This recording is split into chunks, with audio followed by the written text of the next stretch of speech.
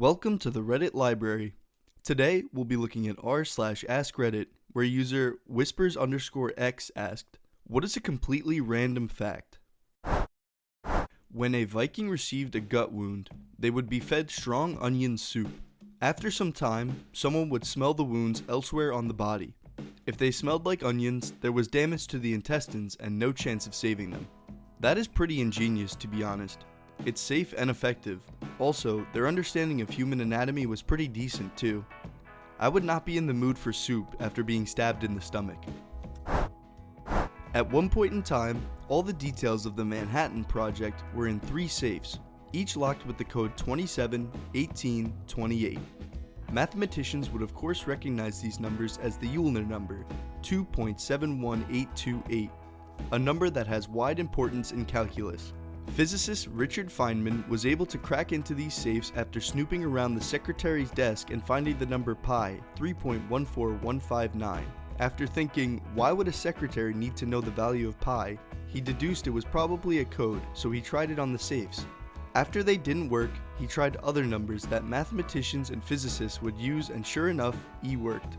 After he got into the safes, he thought to pull a prank on the director by leaving little notes in the safe to scare the director into thinking that a spy had gotten in.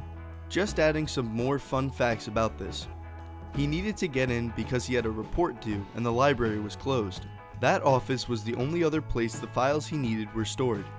He had a hobby of cracking safes around Los Alamos. One corporeal or something had a $25,000 safe installed in his office that the installers had a hell of a time getting up the stairs, and that butthole never bothered to change the original code it came with. Surely you're joking. Mr. Feynman is amazing and hilarious. Highly recommended. In the UK, a lot of old streets are named after the professions of ye old inhabitants, e.g. Baker Street. The brothels were often located on Lane, many of which still exist under Grope Lane, like in Bristol, or Grape Lane, like in York. Edited out the redundant the before the ye.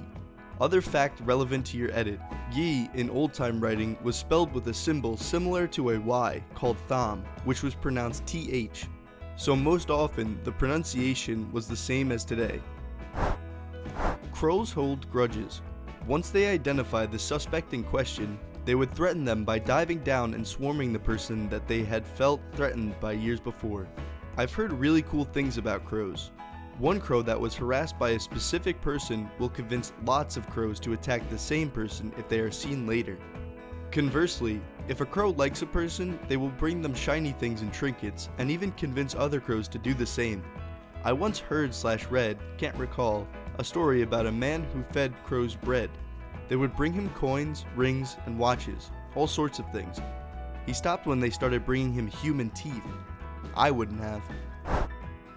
The oldest your mom joke was discovered on a 3,500-year-old Babylonian tablet. Thou'st birth giver has sucketh on mine clock and bowls. Obligatory thanks for the upvotes, but seriously, my karma has doubled because of this comment. Reddit is weird. Each pineapple takes 1.5 to 3 years to grow. They really grow out of each other too. I thought that was just a wallpaper pattern until I went to Hawaii and visited a plantation.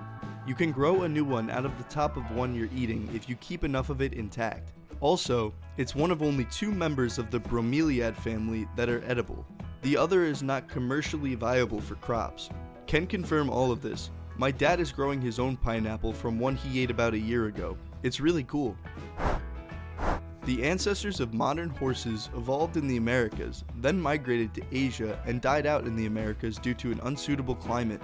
Thousands of years later, escaped Spanish colonial horses would repopulate their American plains with modern horses, who would now enjoy the perfect environment that their ancestors first evolved in all those years ago. Edit. I highly recommend this PBS Eons video, and all of their videos if you want to learn more. A lot of flatworm species are hermaphroditic, meaning they have both male and female parts. When 2 of them meet up to mate, neither one of them wants to be the one to get creamed in, so they do a little thing called fencing, where they go at each other with their blanks out and try to stab the other one with it deep enough to inject sperm. And female hyenas have pseudo-blanks, which are larger than a male's authentic blank. Something I found out very recently. If you're doing intensive workouts for losing weights or otherwise, your body produces a large amount of creatinine for the new muscle and proteins. At the same time, if your kidneys start failing, they cannot filter out stuff as efficiently. Creatinine is one substance that the doctors look at while testing you for kidney disease. I was working on losing weight and had some health issues, so I went to the doctor. They told me immediately that my kidneys are failing and I will probably need emergency care. A week of tests and a lot of payments later, I didn't have kidney issues. It turns out that the creatinine levels were high just because of my intense workout plan. So if you are diagnosed for kidney failure, make sure to do an ultrasound first. TLDR, if you're doing heavy workouts, you may be misdiagnosed for kidney failure. Do you know that you eat like 8 spiders during your sleep myth? It was actually published by a research group studying how misinformation spreads. The average person eats 0 spiders per year. Spiders George, who lives in a cave and eats over 10,000 each day, is an outlier and should not have been counted. Quick maths. Assuming nobody else eats any spiders, and with an Earth population of 7.5 billion, Spiders George would have to eat about 165 million spiders per day to make the global average 8 per year. Steady Ed Hedrick invented the frisbee in 1950s. When he died in 2002, his final wish was to have his ashes turned into a frisbee. His dream was that his son would play with him after his death and that he might even accidentally end up on someone's roof. Edit. Apparently, it's a guy named Walter Frederick Morrison who invented the frisbee in its true form, and after Walter Morrison's invention landed in Whammo's lap, it got passed on to Edward Hedrick. The designer added a few new features to the disc to make it more aerodynamic and had the clever idea to make a sport out of the disc. That's how frisbee golf was born.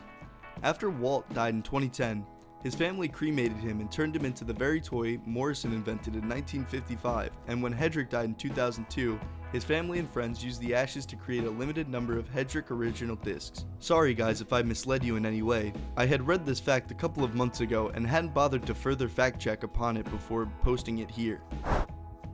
Greeks who settled in modern Iran, Alexandria Esgate, battled the Han Chinese for horses. It also possibly led to the Silk Road's formation. The Chinese wanted the Greeks' horses to fight the Xiongnu, as they were ideal for war. China demanded them in tribute and offered to pay for them, but the Greeks refused. The Han Emperor decided to collect them by force. 20,000 infantry and 6,000 cavalry set out on the long journey. On the long journey, General Li Guangli got into multiple petty conflicts in trying to get supplies, and his force dwindled to only a fraction of what they had. The Greeks refused and there really wasn't anything China could do. So the emperor triples the amount of men for the next journey like an absolute Chad. 60,000 soldiers and 100,000 oxen made their way. Along the way, the cities that once fought him now cooperated. Still, Li lost half his soldiers to desert exposure. The Greeks fought for a while, but the Chinese ultimately broke through the outer wall. The nobles assassinated their king and offered as many horses as the Chinese would like, 6,000. Their victory made the city-states along the way assimilate into the Han dynasty and led to new puppet states outside of that. This is what likely opened up the Silk Road. The most dangerous snake in the world is the inland taipan, which has a venom lethal enough to kill 150,000 rats in one bite's worth. To put that in perspective, that's one snake bite being enough to kill 30 men the size of Shaq. Despite this, most zookeepers consider it a very easy animal to handle due to its placid nature. I could, but I just don't want to. This snake. A sea lion once saved a man. What? Attempting to kill himself by jumping off San Francisco's Golden Gate Bridge, a man named Kevin Hines survived but broke his back. While it seemed he would not be long for this world, a sea lion came to the rescue, swimming beneath him and keeping him afloat until the Coast Guard arrived. He's a hero we need, but we do not deserve. A landlocked country is one that is entirely surrounded by land, or only has borders with closed seas and therefore no access to international waters. A doubly landlocked country is one that is surrounded on all sides by landlocked countries, meaning it's essentially 2 steps away from international waters. There are 2 such countries currently in the world, Liechtenstein and Uzbekistan. The tallest building in the state of Wyoming is a college dorm. Why build up when you can just build out? God, I miss living in Wyoming. There was practically no one around. It was great. More fun facts, there are 2 sets of escalators in Wyoming, more cows than people, and the population density is 6 people per square mile.